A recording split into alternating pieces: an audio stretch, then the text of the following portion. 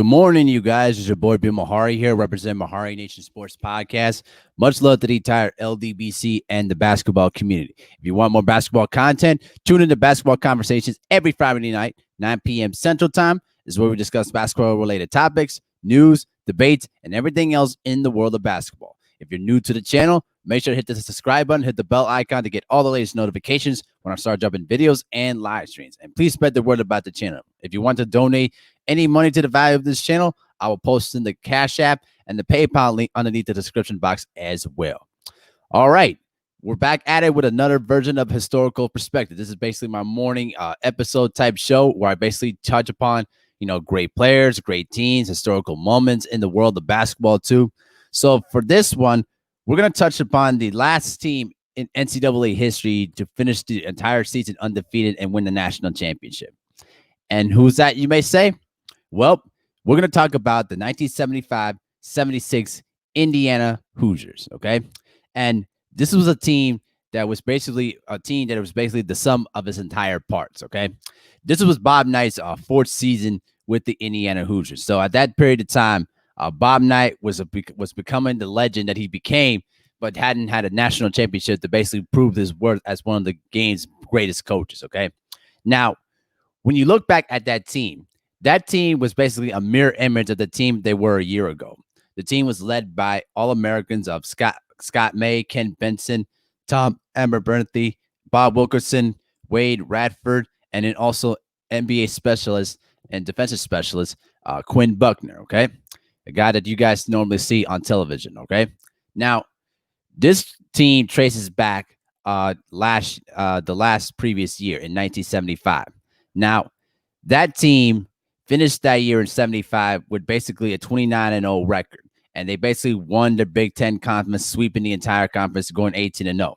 Now, what happened in 1975 on February the 22nd of that year, despite winning the game against a 1-point victory against Purdue, they lost their top player, Scott May, basically to a broken arm, and he was pretty much lost until the NCAA tournament. And by that time, he was pretty much ineffective. He only played 7 minutes in the regional final against their rival Kentucky, which they ended up losing. Okay, by the next year, Indiana pretty much got their whole entire team back. Basically, the core players, pretty much came back. Scott May was still reducing at a high level. He averaged about 23.35 points per game, along grabbing with 7.7 rebounds per game. Ken Benson was also their top scorer, and also another All-American who averaged about 17.3 points per game and was their leading rebounder at 8.8. Now, Quinn Buckner, who was basically a 3-year captain and basically a 4-year lettered player, was not looked for scoring, but basically being the facilitator and pretty much the guy that commands the offense, okay? Now, that team was pretty much, like I said, the sum of its parts, okay? This was a team that pretty much followed the motion offense to a complete science, okay? Now, when you look back at that team, okay, that team was pretty much a team that basically played together and basically shared, the floor together. They moved the ball side to side using motion offense to create open looks, okay? And the thing about that team was that team pretty much put a lot of pressure to basically win the championship, or basically was going to be a failure, because unfortunately, after what happened to Scott May the previous year, they knew that this was the time that they had to win the championship. It was either championship or bust, all right? And they basically, when they started the 75-76 season, they pretty much got back to their hot start, okay? So pretty much the team all came back. They basically went through the entire regular season basically in the same familiar fashion. They went on to win their first 27, games, and basically swept through the entire Big Ten, okay? And that team finished the year with the number 1 ranking in the country, and they kept it there throughout the entire year. And the other thing too was that during their preseason exhibition game against the Soviet Union, the Hoosiers pretty much dominated against the Soviets, and pretty much they had 2 gold medalist players on their team, and they just basically wiped the floor with them. And Scott May played out of his mind. He scored 34 points on 13 of 15 shooting from the field, and it was pretty much a romping after that. Then they started out the season against the reigning defending national champions, UCLA. By that time, John Wooden basically had retired from coaching after a successful year where he basically led the Bruins to like 7 to 8 national championships. So they were basically played by their successor, Gene Bartow. And it was pretty much one of the first games they ever played on national television in pretty much in history. And Scott May dominated that game, scoring 33 points and a dominating victory. Okay. And pretty much Scott May was pretty much their star player. He was a guy that, commanded the post position and pretty much was an excellent player using his girth and his size to pretty much power over players. Okay. And, at first, he really didn't know how to adjust to Bob Knight's system because Bob Knight's system was very demanding. And the one thing about Bob Knight's motion system is you don't try to play outside that system because he will yank you out of the game if you decide to do that.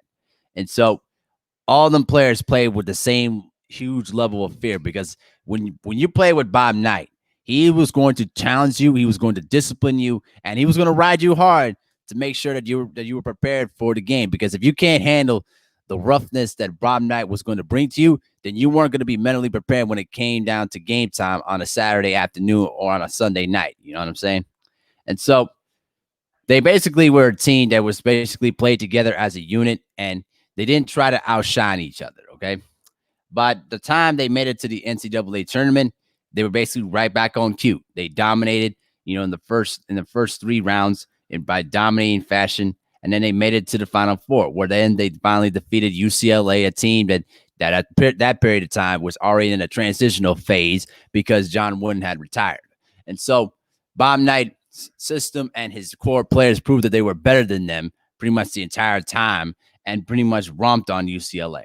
Now, when it came to championship night against the Michigan Wolverines, okay, by that period of time, Michigan actually led that game 35-29, and they were pretty much hanging on the ropes. Now, there was a documentary Showtime did about that Indiana team, and what the players were expecting is that they expected Bob Knight to rip at them and pretty much cuss them out, but Bob Knight didn't do that. He decided to calmly tell his team what they were doing wrong and ask them, like, you're letting it slip away. How much do you want it? That kind of thing. I'm just kind of paraphrasing that. And what that did was it allowed the team to relax and basically get back into the rhythm of the game. And pretty much they dominated pretty much afterward. They went on to blow out the team by 18 points.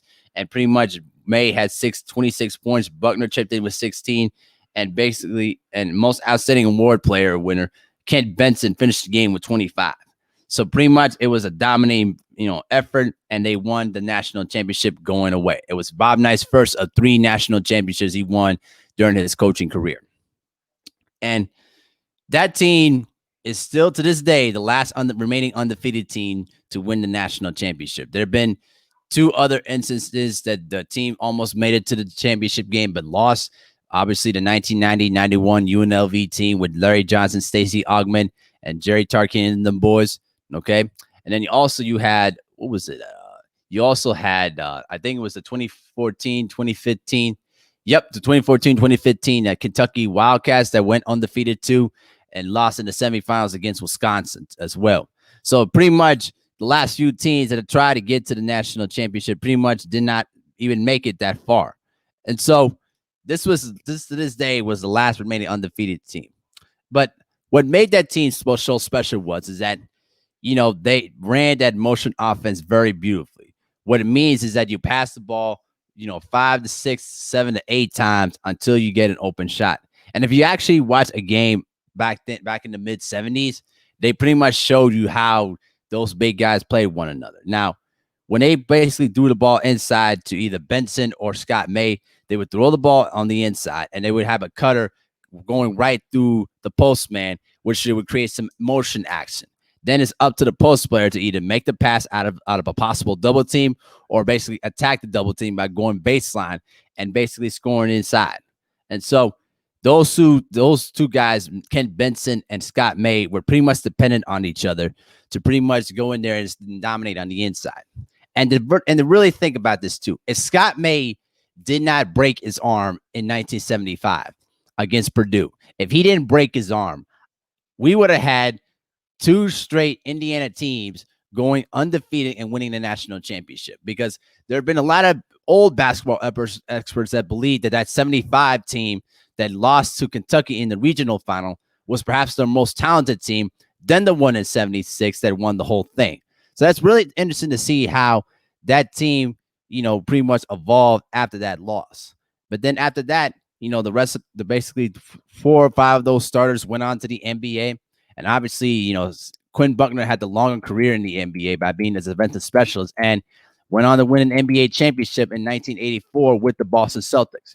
And Quinn Buckner, to his credit, is one of the remaining players off the Bob Knight's, tree to still have a really good relationship with Bob Knight. And that's very hard, because one of the things that Quinn Buckner had, and I'm sure a lot of the other players didn't have, was he respected authority regardless if they were right or wrong. And so he was able to, withstand the tirades and all of that stuff. And Bob Knight along the line gained admiration and respect for it.